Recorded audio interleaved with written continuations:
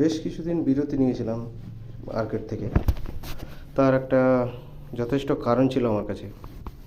কারণ রেগুলারলি যারা ট্রেড করছেন বা মার্কেটকে ওয়াচ করছেন, মার্কেটকে ঠিকঠাক মতন দেখছেন, মার্কেটে সময় কাটাচ্ছেন, তারা নিশ্চয়ই একটা জিনিস উপলব্ধি করতে পারছেন যে মার্কেট কিন্তু, বিশেষ করে অপশন মার্কেট, খুবই মানে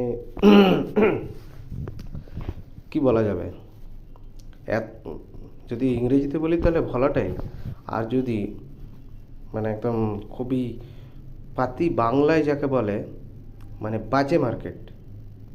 আমি বাজে মার্কেট বলতে অভ্যস্ত।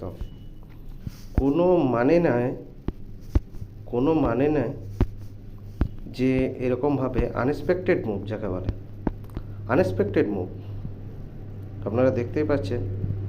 ঠিক আছে, এখানে 25,175, 25,175 এখানে সাপোর্ট নিয়ে 175 থেকে 320।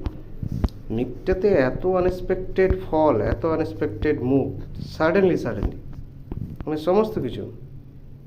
এটা হচ্ছে 22 তারিখ, এত বড় গ্যাপ আপ ওপেনিং খোলার পর মানে বেশিরভাগই কেউ কম লোকই থাকবে যারা আর কি এখানে শর্ট করার চেষ্টা করবে বা পুট নেওয়ার চেষ্টা করবে। কেউ কি এখানে পুট নিয়েছিল? 434, ভেবে দেখুন।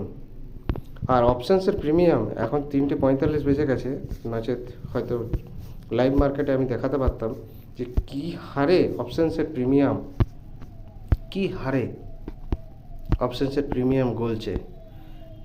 ঠিক আছে, যদি 1 মিনিটের চার্ট লাগায় তো 1 মিনিটের চার্ট হিসাবে ভালো করে এই যে এই সামান্য উপলব্ধি করুন, 25,350 ফুট। ঠিক আছে, 116, 1 মিনিটের এক একটি ক্যান্ডেল, 116 থেকে 3 মিনিটের মধ্যে 155। তৎক্ষণাৎ তারপরের কি হয়েছে দেখে নিন। তো মার্কেটে এত অসম্ভাব্য ট্রেড চলছে, হ্যাঁ, যে কিছু বলার নেই। সুতরাং সেই কারণের জন্য আমি মার্কেটে একটা লম্বা বিরতি নিয়েছিলাম এবং মার্কেটে কোনো ভিডিও বানাচ্ছিলাম না, কোনো ট্রেড আমি করিনি বেশ কয়েকদিন। যাই হোক, আজ সকালবেলায় সেন্সেক্সের এক্সপায়ারি ছিল, তাই সেন্সেক্সের একটা ট্রেড নিয়েছিলাম, এখানে দেখিয়ে দিই। 106 টাকায় 40 কোয়ান্টিটি। আমি জানিও না যে 40 কোয়ান্টিটি অ্যাড হয়েছিল, আমি ভেবেছিলাম 20 কোয়ান্টিটি। আমার ক্যাপিটাল ছিল মাত্র 5,000 টাকা। আমি দেখিয়ে দেবো।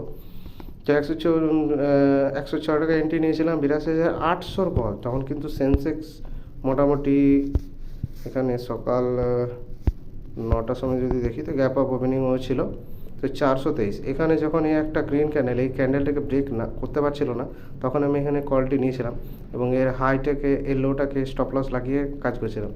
তো যাই হোক, প্রিমিয়াম সেই হারে কমেছিল, 40 পয়েন্ট পর্যন্ত প্রিমিয়াম কমে এসেছিলো। তারপরে কিন্তু হঠাৎই ব্রেকআউট দিতে শুরু করে এবং এখানে আমি এক্সিট হয়ে যাই যথাযথ। 5,000-এর হিসাবে আমি যেটুকু প্রফিট করেছি, ঠিক আছে, সেটুকু দিয়ে দিয়েছি আর কি। আমি করিনি, আমি করার কিছু কেউ নেই, কারণ যেভাবে মার্কেট চলছে। এদিকে একটা জিনিস দেখায়, যে হাই থেকে গেছিল সেন্সেক্স প্রায় 82,800, সেখান থেকে সোজা 81,940। মানে কি ব্যাপার চলছে আমার তো মাথার বাইরে ভাই। আপনাদের যদি কারোর কিছু জানা থাকে যে কেন এরকম এত অস্বাভাবিক মুভমেন্ট চলছে, ঠিক আছে, এটা রিটেলারদেরকে রীতিমতন বিরক্ত করা যাকে বলে।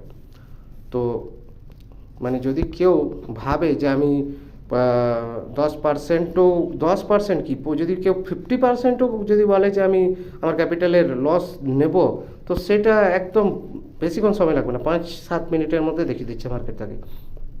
ঠিক আছে, যে কার কতটা সাহস, কার কতটা মানে শক্তি, ক্ষমতা, ধৈর্য। তো যাই হোক, এখানে একটা জিনিস দেখুন, financial service strong, green, IT green, auto green, FMC, প্রত্যেকটা সেক্টর প্রায় গ্রিন। রিয়েলটি কিছুটা অংশে লাল, আর কনজিউমার ডিউরেবল কিছুটা অংশে লাল।